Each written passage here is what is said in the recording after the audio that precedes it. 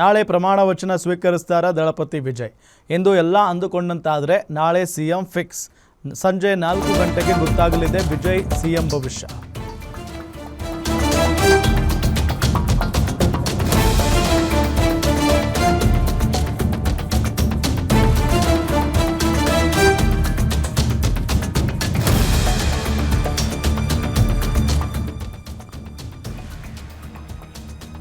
ಎಲ್ಲ ಅಂದುಕೊಂಡಂತೆ ಆದರೆ ನಾಳೆ ಸಿಎಂ ಆಗೋದು ಕನ್ಫರ್ಮ್. ಸಂಜೆ 4 ಗಂಟೆಗೆ ಗೊತ್ತಾಗಲಿದೆ ವಿಜಯ್ ಸಿಎಂ ಭವಿಷ್ಯ.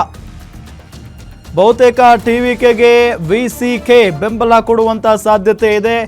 ಈಗಾಗಲೇ ಪರೋಕ್ಷವಾಗಿ ಬೆಂಬಲ ಸೂಚಿಸಿರೋ ವಿಸಿಕೆ ಸಂಜೆ 4 ಗಂಟೆಗೆ ಸುದ್ದಿಗೋಷ್ಠಿ ನಡೆಸಿ ಅಧಿಕೃತ ಘೋಷಣೆಯನ್ನ ಹೊರಡಿಸುವಂತ ಸಾಧ್ಯತೆ ಇದೆ.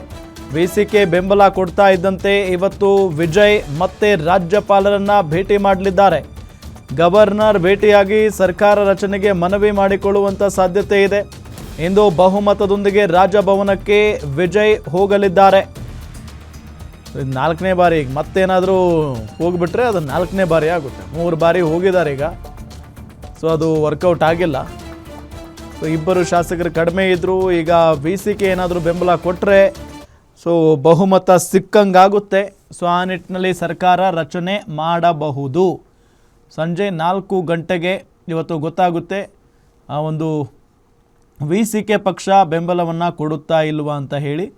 ಸೊ ಆಲ್ಮೋಸ್ಟ್ ವಿಸಿಕೆ ಬೆಂಬಲ ಕೊಡೋ ಸಾಧ್ಯತೆ ಇದೆ ಅಂತ ಹೇಳಲಾಗ್ತಾ ಇದೆ. ಇವ್ರು ನೋಡಿದರೆ ಒಮ್ಮೆ ಬೆಂಬಲ ಕೊಡೋ ಥರ ಇರ್ತಾರೆ, ಮತ್ತೊಂದು ಸಾರಿ ನೋಡಿದರೆ ಮಂತ್ರಿ ಸ್ಥಾನ ಬೇಕು, DCM ಸ್ಥಾನ ಬೇಕು ಅಂತ ಕೇಳ್ತಾ ಇದ್ದಾರೆ. ಹಾಗಾಗಿನೇ ಎಲ್ಲೊಂದು ಕಡೆ ಟಿವಿಕೆ ಇವರ ಬೇಡಿಕೆಗೆ ಸೊಪ್ಪು ಹಾಕ್ತಾ ಇಲ್ಲ ಅನ್ನೋದು ಒಂದು ಚರ್ಚೆ ಆಗ್ತಾ ಇರುವಂಥ ವಿಚಾರ.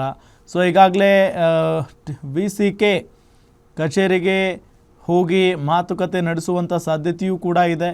ಸೊ ಈಗಾಗಲೇ ಪರೋಕ್ಷವಾಗಿ ಬೆಂಬಲವನ್ನು ಕೊಟ್ಟಿದೆ ವಿಸಿಕೆ ಪರೋಕ್ಷವಾಗಿ ಬೆಂಬಲ ಕೊಟ್ಟರೂ ಕೂಡ ನೋಡಿದರೆ ಇದ್ರ ಬಗ್ಗೆ ಏನು ಕ್ಲಾರಿಟಿ ಕೊಡೋದಕ್ಕೆ ರೆಡಿ ಇಲ್ಲ. ಅವರು ಬಂದು ಮಾತಾಡೋದಾಗಲಿ ಅಥವಾ ಹೌದು ನಾವು ವಿಜಯ್ ದಳಪತಿ ಅವರಿಗೆ ಬೆಂಬಲ ಕೊಡ್ತೀವಿ ಅಥವಾ ಟಿವಿಕೆ ಪಕ್ಷಕ್ಕೆ ಬೆಂಬಲವನ್ನು ಕೊಡ್ತೀವಿ ಅನ್ನೋ ನಿಟ್ಟಿನಲ್ಲಿ ಹೇಳೋದಕ್ಕೆ ರೆಡಿನೇ ಇಲ್ಲ. ಇವತ್ತು ಸಂಜೆ ಬೇರೆ 4 ಗಂಟೆಗೆ ಸುದ್ದಿಗೋಷ್ಠಿ ಇದೆಯಂತೆ. ಸುದ್ದಿಗೋಷ್ಠಿ ನಡೆಸಿ ಅಧಿಕೃತ ಘೋಷಣೆಯನ್ನು ಮಾಡ್ತಾರೆ. ವಿಸಿಕೆ ಬೆಂಬಲ ಕೊಡ್ತಾ ಇದ್ದಂತೆ ಇವತ್ತು ವಿಜಯ್ ಮತ್ತು ರಾಜ್ಯಪಾಲರನ್ನು ಭೇಟಿ ಮಾಡ್ತಾರೆ.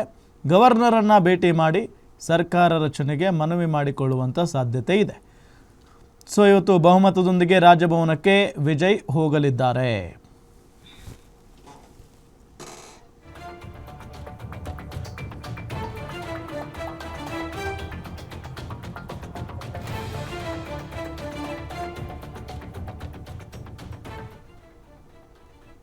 மாறி இருக்கக்கூடிய அரசியல் கணக்கு